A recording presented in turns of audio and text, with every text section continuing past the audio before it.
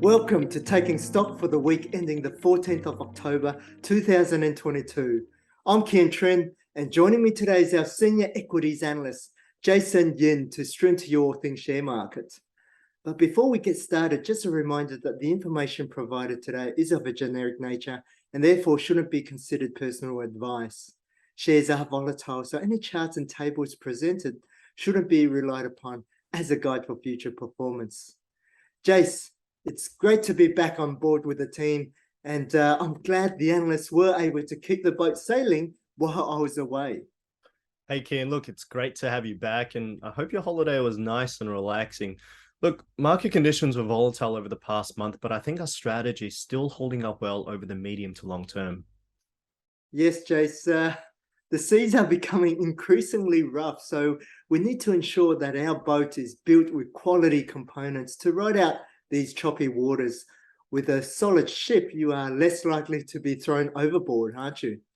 Oh, yeah, I'm liking this boat analogy of yours. So, how should investors actually ride out this volatility, Kien?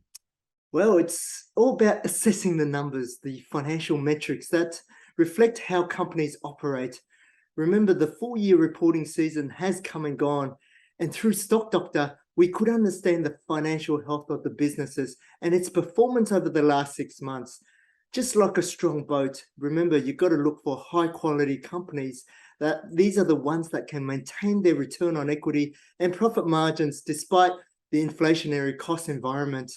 And now with the start of AGM and the bank reporting season, we'll be able to understand more about how these companies are tracking for the year to date.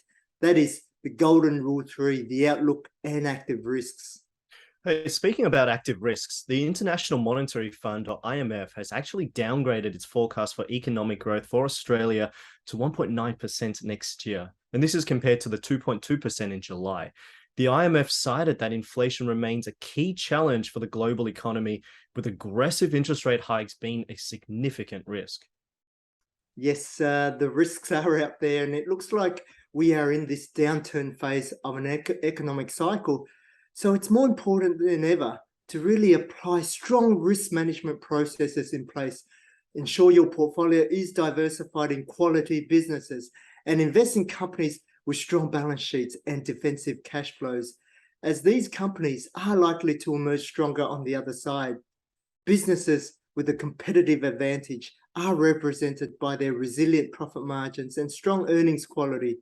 Furthermore, companies with ample cash margins above their forecast dividends can better sustain an attractive dividend yield as well.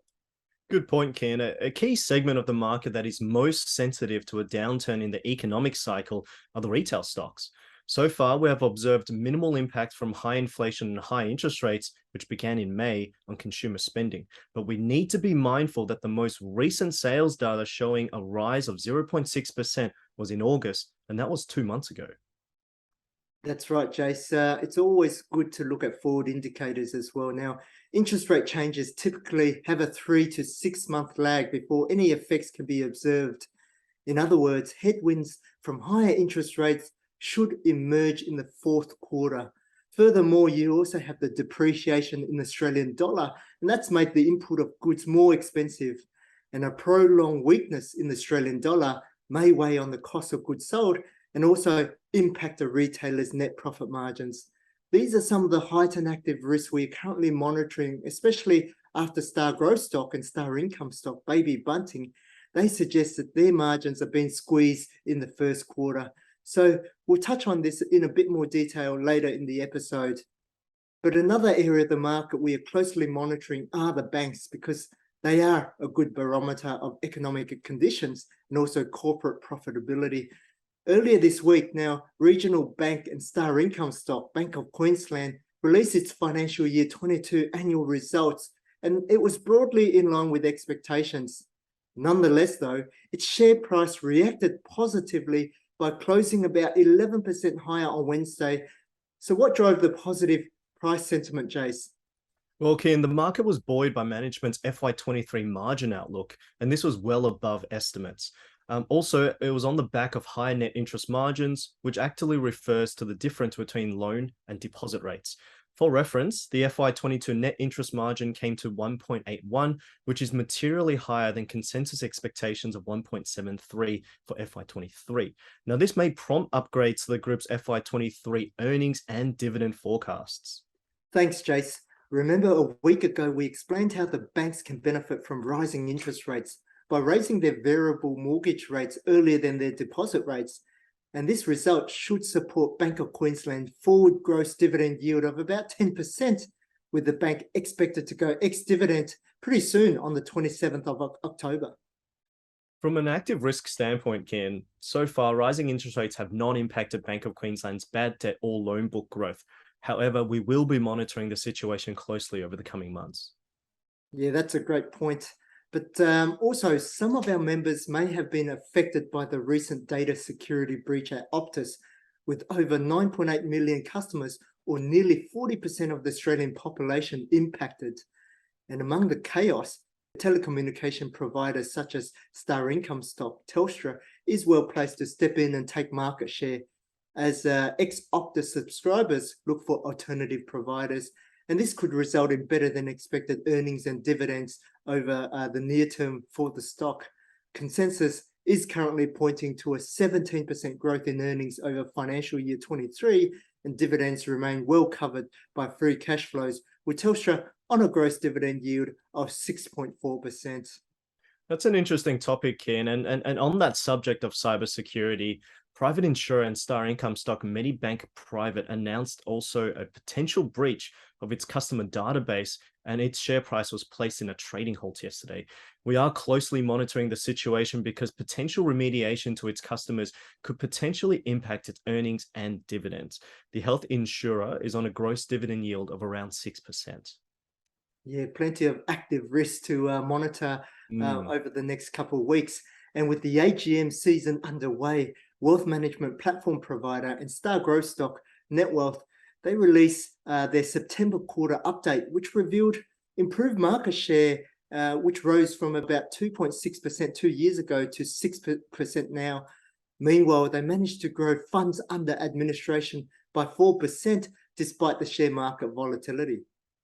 Yeah, Netwealth is also a beneficiary of rising interest rates, and although management did not provide much color around the interest income they generate from their clients' cash balances, consensus is actually anticipating FY23 revenue and earnings to rise by 21% and 30% respectively. And moving on to our corporate calendar, a number of star stocks will host their AGMs or annual general meetings next week. A few interesting names include Brambles, which is really a barometer of the global logistics markets, Cochlear, IDP Education. We also have Perpetual and retailer Adairs as well. So look forward to them.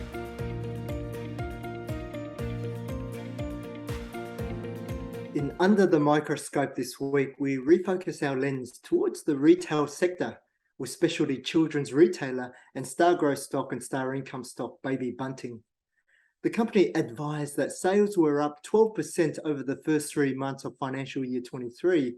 However, profit margins have declined by 2 percentage points, and that's due to higher freight costs, increased price competition, and higher investment into its loyalty program.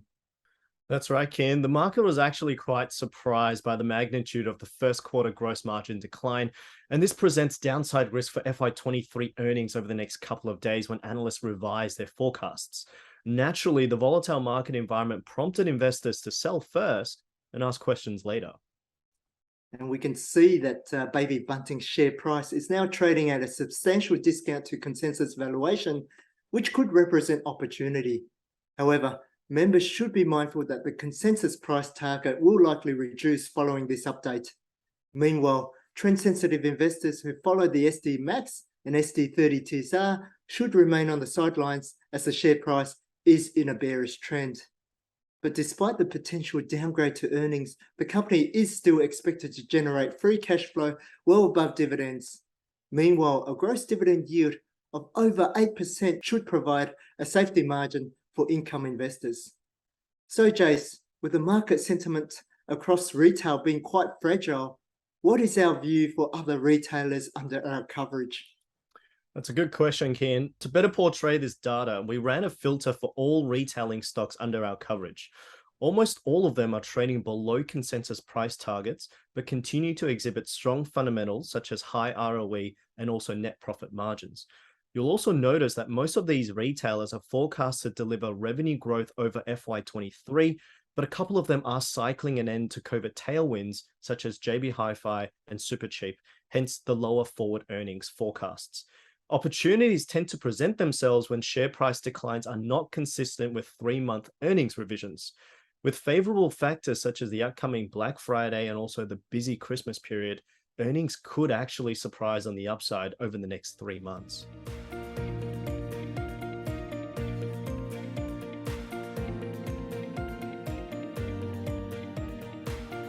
A useful question this week is, how does Stock Doctor help me keep track of my investment ideas? There are a myriad of tools within Stock Doctor to help members invest with confidence, but an overlooked tool is Lincoln's My Journal. A journal is a great way to store the reasons for your investment decisions so you can learn and improve from your past experiences. In addition, it allows you to hone in on your investment strategy and keep abreast of all important company updates. It's also easier to remember things when you write them down instead of relying on just reading alone. As you discover companies of interest, add them to your watch list and include a journal note about why you are watching them. For example, you might want to read an article on a company which sparked your interest. You can also link this article within the journal entry. Accessing a tool is actually quite easy. First, you navigate to Tools and then select My Journal. Here, you can create a new entry and write down your notes on any particular company. You can then tag your notes to a company or companies or portfolio, or even use a custom tag. An example of a custom tag might be, say, a group of lithium stocks. On the left-hand side lies the journal filter, and this allows you to quickly filter and find your notes based on your tags, dates, or keywords. You can also filter by company name and sort your entries in date order. Keep your journal up to date with any investments or changes to your watch list so that you can keep track of why you bought or sold an investment. And of course, Jace, clients can feel free to contact our client relationship manager if you have any questions about using this tool. That's all we have time for today. And thanks, Jace, again for joining me on this video. Welcome back, Kien, and thanks for having me. And next week will be an interesting one with AGM announcements. So hopefully most of our SaaS stocks will provide positive trading updates. In the meantime, for those who have any queries on stocks or the market, you can sign up to our Lincoln Live sessions on Monday, where we answer your questions and help you navigate through the market volatility. But to summarize, in the face of slower economic growth and rising interest rates, investors really should keep risk management at the forefront of their minds. Invest in those financially healthy businesses with strong fundamentals to help you ride out the volatility, just like a strong boat in choppy waters. Take care and have a happy, healthy, and prosperous week, everyone.